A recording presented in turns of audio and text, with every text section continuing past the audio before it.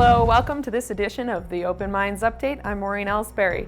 China is back in the headlines, this time not for shutting down an airport, but for some very strange patterns captured by Google Earth. Gizmodo reporter Jesus Diaz posted this story on November 13th with these images that certainly have a high curiosity factor. The first oddity pointed out by Diaz is a series of wide white lines.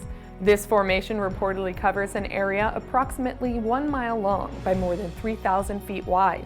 Diaz mentions that the tracks are perfectly executed and they seem to be designed to be seen from orbit. He goes on to speculate, perhaps it's some kind of targeting or calibrating grid for Chinese spy satellites. Maybe it's a QR code for aliens. Nobody really knows.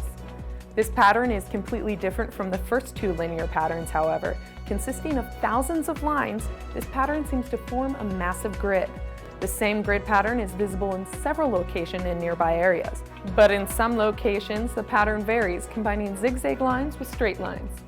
Approximately 3 miles west of the second pattern of lines is a circle formation that appears to be intentionally arranged in some sort of code pattern. There are airplanes positioned within this pattern. There's another code-like formation in the area.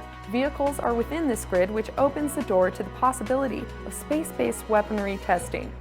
The final image shows another mysterious surface feature in the nearby area of what appears to be some sort of airfield.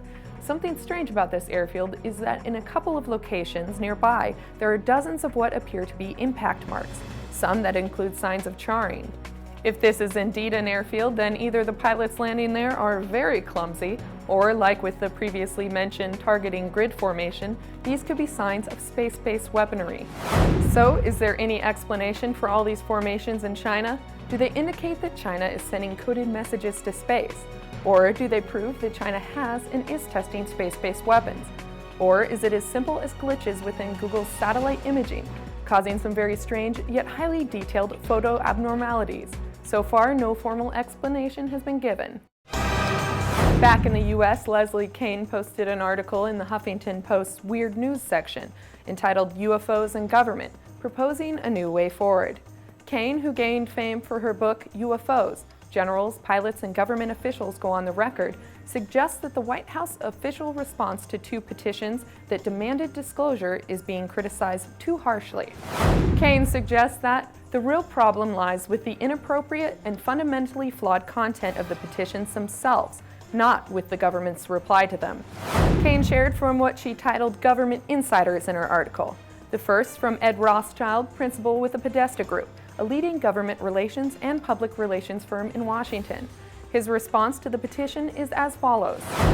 Those who claim that extraterrestrials are here are simply propagating nonsense, a non-scientific belief that defies credibility. This is counterproductive and undermines efforts to get serious government attention for the issue of the existence of life beyond our solar system. I can't imagine this silly statement would go anywhere except into government office wastebaskets. The only way to approach the issue of unexplained aerial phenomena in Washington and expect results is to present the facts and seek a legitimate inquiry into the small percentage of well-documented cases worthy of serious investigation. The approach represented by this petition has been shown many times before to be a failure. Further, those propagating this nonsense chose to make outrageous claims simply to get media attention, rather than focusing on the hard work that science requires. The second was from Nick Pope, who worked with the UK's Ministry of Defence for 21 years and was in charge of the government's UFO project in the 1990s.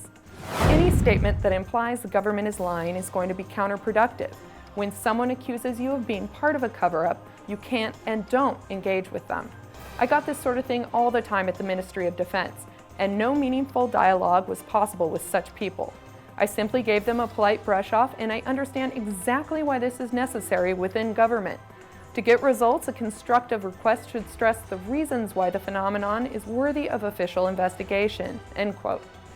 Kean, who also stated that, quote, enthusiasm and conviction is no substitute for reason and evidence, end quote. You can find a link to Kean's entire article at our website under the headlines section for November 16, 2011.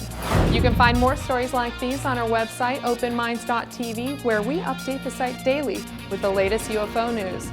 We welcome your comments here on YouTube, and you can also email us at updates@openminds.tv. That's all from the Open Minds News Studio. I'm Maureen Elsberry, and thanks for watching.